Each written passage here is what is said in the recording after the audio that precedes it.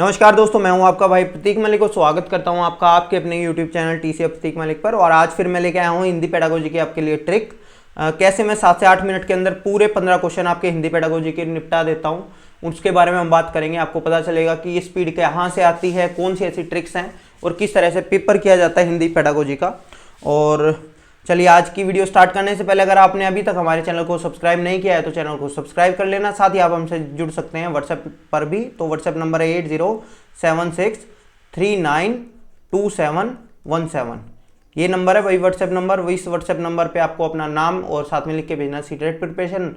आपको फिर personal message आने शुरू हो जाएंगे, पर्सनली गाइड किया जाएगा। साथ ही आपको मैं भेजूंगा 15 डेज मेरा एक क्रैश कोर्स है सीटेट का, free of cost crash course है, वीडियो क्रैश कोर्स है। 15 दिन के अंदर कैसे आपके अच्छे मार्क्स आ सकते हैं। और इसके अलावा जैसे जो ये टेस्ट सीरीज चल रही है, इस टेस्ट सीरीज का भी एक पूरी जो सीरीज है उसका भी सारे लिंक आपको मिल जाएंगे। साथ ही आपको मैं ईवीएस के जो 10 पेजेस के नोट्स हैं हमारे, जिसमें से 15 में से 13-14 नंबर का ईवीएस का आ सकता है, आ जाता है बल्कि हर बार, वो सारे मैं आपको शेयर कर दूंगा आपके साथ में। चलिए स्टार्ट करते हैं आज की वीडियो।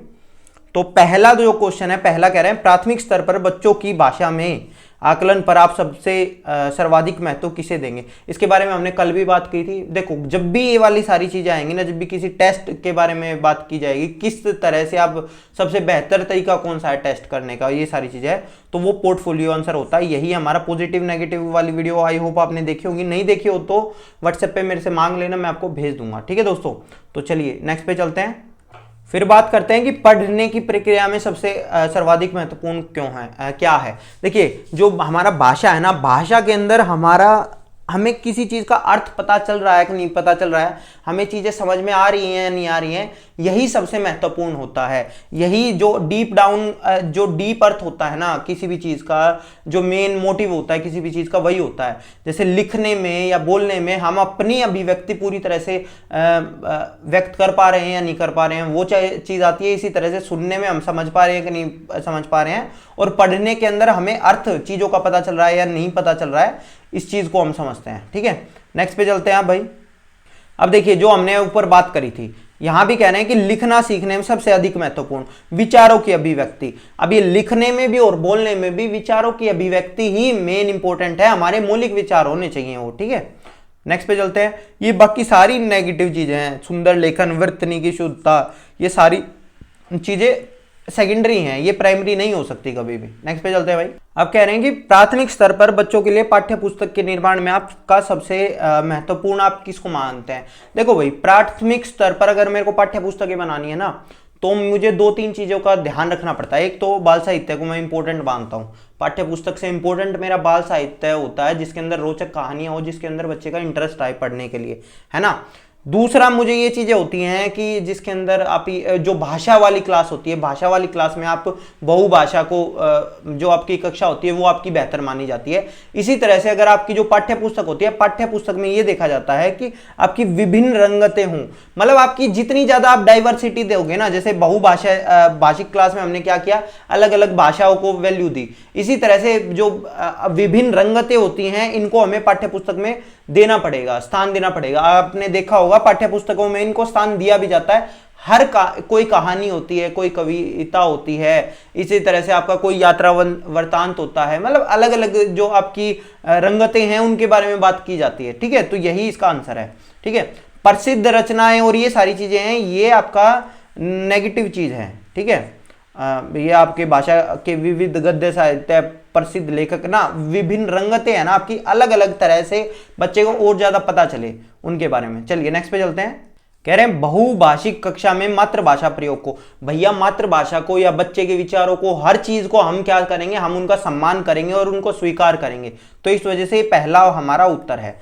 अगला चलते हैं, कहते हैं भाषा सीखने सिखाने में सबसे महत्वपूर्ण क्या है। भाषा शिक्षक का भाषा ज्ञान, समृद्ध परिवेश। अगर आपका भाषा सीखने सिखाने की अगर आप बात करेंगे ना, तो मेरा पॉजिटिव वर्ड होता है भाषा का समृद्ध परिवेश। इसी चीज को आप बेस्ट मानेंगे। समझ में आ गया। नेक्स्ट पे चलते हैं भाई। देखिए, कह रहे हैं कि भाषा कौशल के संबंध में कौन सा कथन सही नहीं है, मतलब तीन चीजें तो सही होंगी, एक सही नहीं होगा। तो सबसे पहली बात कह रहे हैं भाषा कौशल एक दूसरे से संबंधित होते हैं, बिल्कुल एक दूसरे से संबंधित होते हैं और कहीं ना कहीं डिपेंडेंट होते हैं। अगर आपको जैसे अगर मैं कौशल की बात करता हूं, जो मौखिक दो तरह के हमारे, वैसे चार तरह के कौशल होते हैं, श्रवण कौशल और इस तरह से, ठीक है। लेकिन अभी मैं उनको दो अलग अलग बेसिस पे उनको बांट लेता हूं। पहला बेसिस क्या है कि अब मेरा अभिव्यक्त्यात्मक कौशल है या गैरतात्मक कौशल है, मैं ग्रहण कर रहा हूं या अभिव्यक्ति अपनी अभिव्यक्ति कर रहा हूं, तो उसके अंदर मेरा लिखना और बोलना आएगा। और जब मैं ग्रहण करूंगा तो मेरा पढ़ना और सुनना आएगा। जबकि अगर मैं बात करता हूं कि मेरा मौखिक होगा या लिखित होगा, तो मौखिक के अंदर मेरे कौन से आते हैं, जो मेरा बोलना और सुनना, तो कहीं ना कहीं एक दूसरे के ऊपर डिपेंडेंट है। अगर कोई बच्चा सुन नहीं पाएगा तो भैया वो बोल भी नहीं पाएगा, समझ रहे हो ये वाली चीज। अगर कोई बच्चा सुन नहीं पाएगा तो वो बोल भी नहीं पाएगा। तो इस वजह से ये एक दूसरे से संबंधित तो होते हैं, इसमें कोई दो राय नहीं है। भाषा कौशल एक क्रम में अर्जित नहीं किए जाते, और अगला कह रहा है भाषा कौशल एक क्रम में ही अर्जित किए जाते हैं।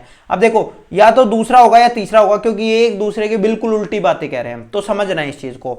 अब अगर मैं तीसरे वाले को सच मानूं तो इसका मतलब ये है कि भाषा कौशल एक क्रम में ही अर्जित किए जाते हैं। इसका मतलब अगर कोई बच्चा बोल पाएगा तभी वो आगे आपका लिख पाएगा या फिर पढ़ पाएगा। ये वाली चीज यही तो हो गई कि अगर एक क्रम ही होगा, अगर एक बीच में से आपने क्रम तोड़ दिया तो उसको आगे दिक्कत आएगी, वो आगे के कौशल सीख ही नहीं पाएगा।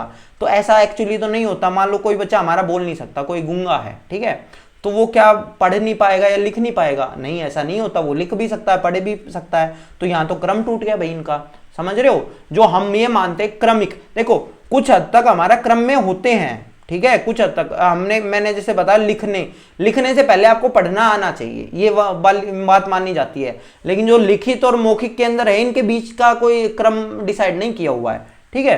तो ये हमारा सेकंड भी थर्ड है और फोर्थ भी ठीक है। जो हमारा थर्ड है ये गलत है, यही हमारा आंसर है। नेक्स्ट पे चलते हैं भाई। देखो भाई इस तरह का क्वेश्चन हमने सीडीपी में भी देखा था। कह रहे हैं बच्चों में भाषा प्रयोग में होने वाली त्रुटियों के संदर्भ में कौन सा कथन उचित नहीं है, आप कौन सा मानेंगे? कह रहे हैं कि त्रुटि का अर्थ भाषा अज्ञानता है। मैंने हमेशा से बताया है कि ये ना तो कोई बच्चे की गलती होती है जो त्रुटियां होती हैं, ना ये बच्चा कोई जानबूझ के करता है, ना कोई इस तरह का होता है कि उसको तो वो चीज आती ही नहीं है। नहीं, ऐसा नहीं होता। उससे हमें ये पता चलता बच्चे सीखते कैसे हैं, हम और क्या चीजें ऐसा कर सकते हैं। तो ये सारी चीजों का होता है। त्रुटियां बच्चे के मदद का मार्ग तय करती हैं। त्रुटियों का अर्थ नहीं है कि शिक्षक में कमी हो। मैंने हमेशा से बताया है कि शिक्षक में कमी, बच्चे में कमी, इसका मतलब ये नहीं होता अगर कोई बच्चा गलती कर रहा है तो बच्चे में कमी है या शिक्षक में कमी है, इसका मतलब ये नहीं है। बच्चे का पता चला है हमारा, उसका पर्सपेक्टिव क्या है सीखने का, ठीक है। सीखने की प्रक्रिया का एक पड़ाव है और एक महत्वपूर्ण पड़ाव है त्रुटियां। जब तक बच्चे त्रुटि नहीं करेंगे तो वो सीख नहीं पाएंगे चीजें। तो पहला ही हमारा उत्तर है। नेक्स्ट पे चलते हैं भाई। अब देखो कह रहे हैं कि कौन सा प्रश्न बच्चों के भाषा आकलन में सर्वाधिक उपयोगी होगा, आप बताओ।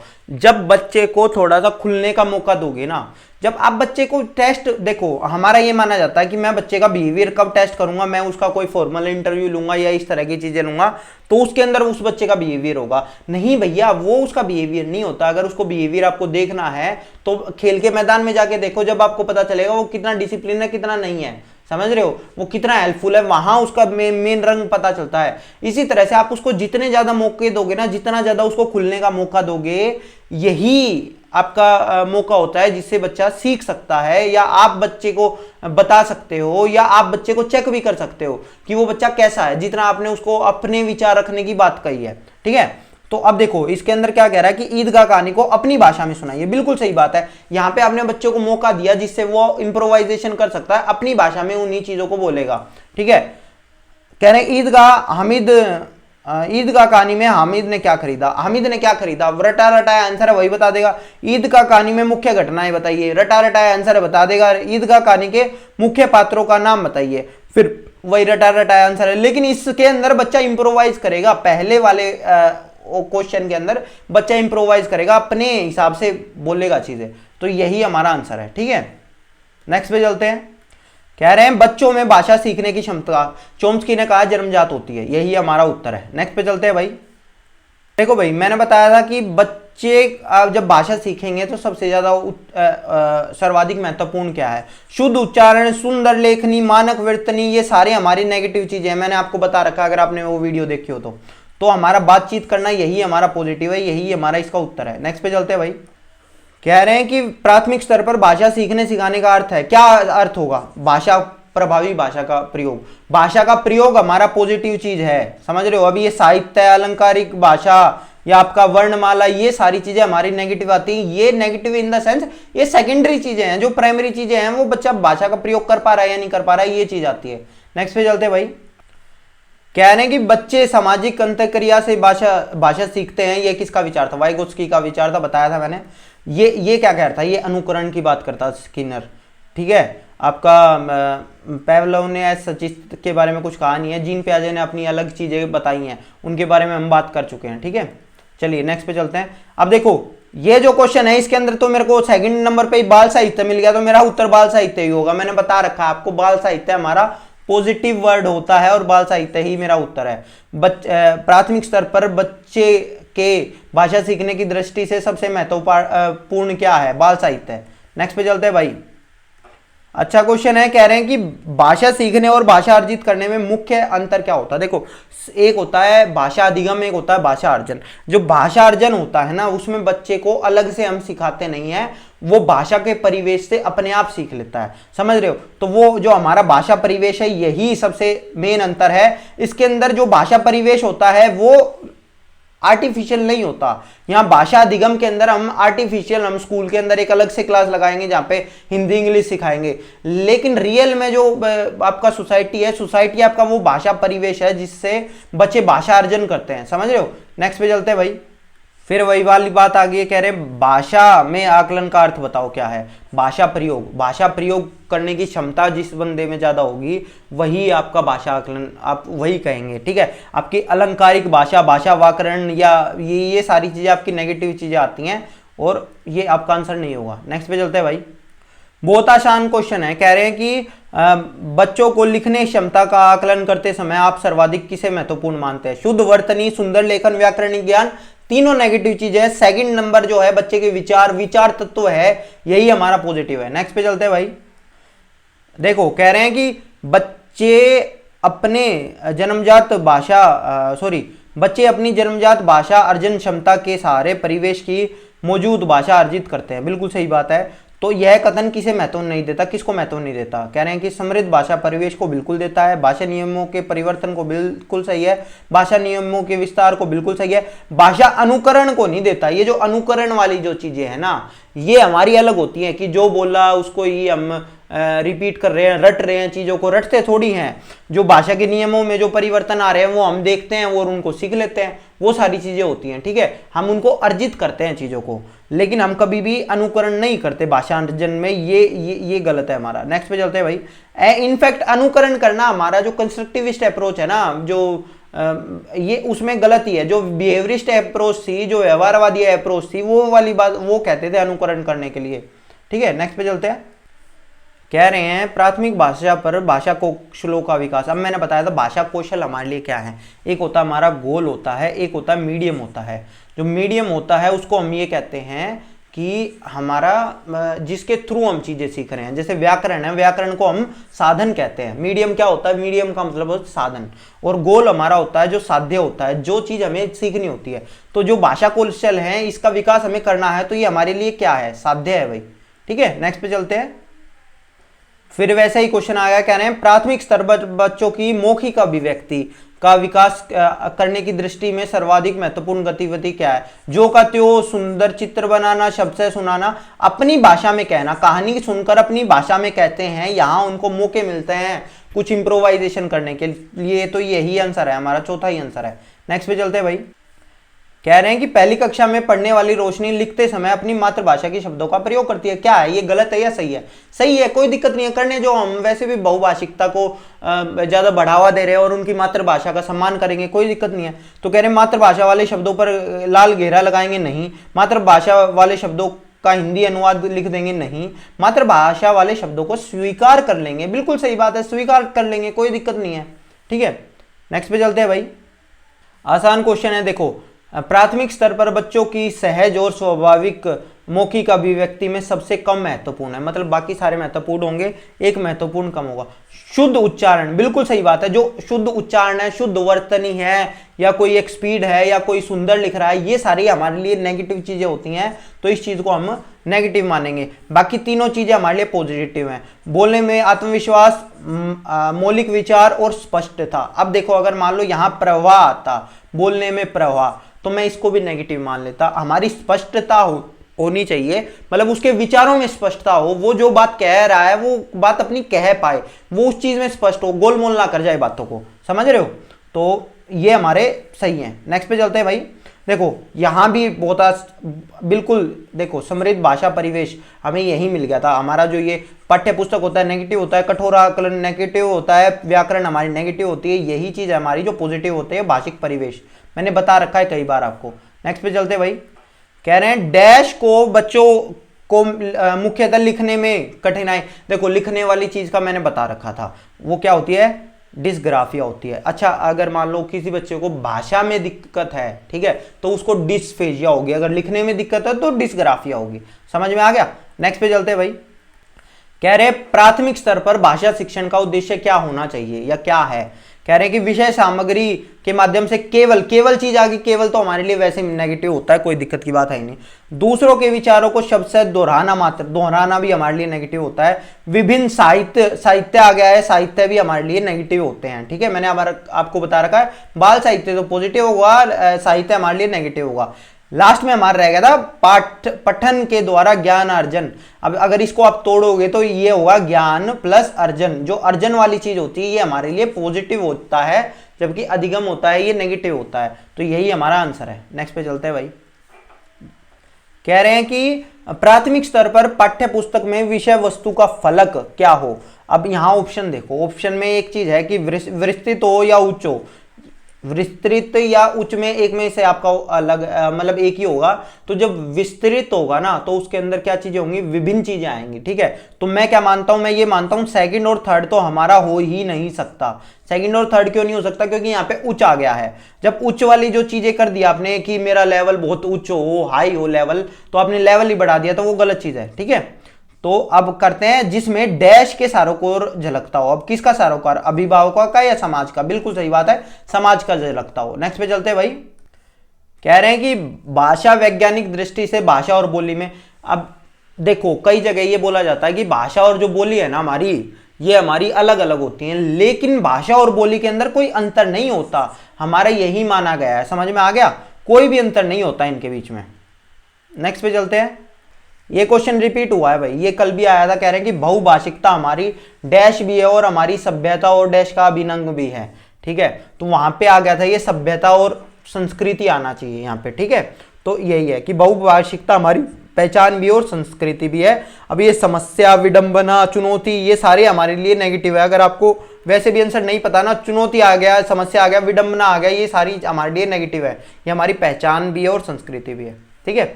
नेक्स्ट पे चलते हैं भाई। कह रहे हैं कि एक 3 साल के बच्चे से किसी भी ऐसे विषय पर अच्छी तरह से बातचीत की जा सकती है जो उसके डैश के दायरे में आता हो। कौन से दायरे में आप कहोगे? विद्यालय दायरे में। अभी भैया 3 साल का बच्चा विद्यालय में जाता ही नहीं, ये तो गलती हो गया। भावात्मक दायरे में, भावात्मक, अब देखो भावात्मक दायरा, हमारे 3 तरह के दायरे होते हैं अगर आप देखोगे। एक तो संज्ञानात्मक होता है, एक भावात्मक होता है, एक हमारा साइकोमोटर होता है। साइकोमोटर भी आप 3 साल के बच्चे से कुछ कह नहीं सकते, ठीक है। तो आपकी जो थिंकिंग होती है, थिंकिंग वहां से किससे रिलेटेड होती है? भाषा और थिंकिंग जो ये होती है, ये हमारी संज्ञानात्मक से होती है कि हमारी जो समझ है ना, उसके हिसाब से हम उन चीजों के ऊपर बात कर पाएंगे। जो समझ वाली जो चीज है, अंडरस्टैंडिंग वाली चीज है, वो संज्ञानात्मक चीज के अंदर आती है। अगर इंग्लिश के अंदर बोलूं तो कॉग्निटिव डेवलपमेंट है ये, ठीक है। नेक्स्ट पे चलते हैं भाई। कह रहे हैं कि विश्व में सभी भाषाएं थोड़े से फेरबदल से एक ही लिपि में लिखी जा सकती हैं। बिल्कुल सही बात है। मैंने 1-2 दिन पहले मतलब कल ही बताया था कि हम क्या करते हैं, हम ये कहते हैं कि भाई हमारी हिंदी की देवनागरी लिपि है, पंजाबी की गुरुमुखी है, मराठी की देवनागरी है, इंग्लिश की रोमन है, उर्दू की फारसी है। तो ये लिपि है, ये भैया मैं इनको ये तो कह सकता हूँ ये मौलिक लिपि है, कि आप उनको ये कहेंगे कि मौलिक रूप से ये उसमें लिखी जाती हैं या ये व्याकरणिक दृष्टि से सही हैं, लेकिन ऐसा नहीं होता कि वो उसी में लिखी जा सकती है। देखो अगर मैं लिखूं ये मैंने लेकिन लिख दिया इसके अंदर, समझ रहे हो। अब ये मैंने जब लेकिन लिख दिया ना इसके अंदर, तो ये मेरी लिपि कौन सी यूज करी है, लिपि मैंने यूज करी है रोमन, ठीक है। और मैंने भाषा कौन सी यूज करी है, हिंदी। तो समझ में आया। तो मैं किसी भी भाषा को, एक ही सारी दुनिया की सारी भाषाओं को मैं रोमन लिपि में लिख सकता हूं, और दुनिया की सारी भाषाओं को मैं देवनागरी लिपि, मतलब किसी भी लिपि में लिख सकता हूं किसी भी एक भाषा को। तो ये बात पूर्णतः सत्य है, बिल्कुल सही बात है, ठीक है दोस्तों। तो आज का आपका ये लेक्चर यही खत्म होता है। धन्यवाद। 20 मिनट में हमने 30 क्वेश्चन कर लिए हैं। तो आई होप आपको स्पीड भी पसंद आई होगी और आपको अच्छा लगा होगा। वीडियो के अंत में अपने मार्क्स जरूर बताना, और मेरे को खुशी होगी अगर आपको पूरे मिले होंगे, जितने भी मिले होंगे आप जरूर बताना। धन्यवाद दोस्तों। लास्ट में आप व्हाट्सएप पे अगर मेरे से कोई क्वेश्चन हो तो व्हाट्सएप पे पूछ सकते हैं। धन्यवाद।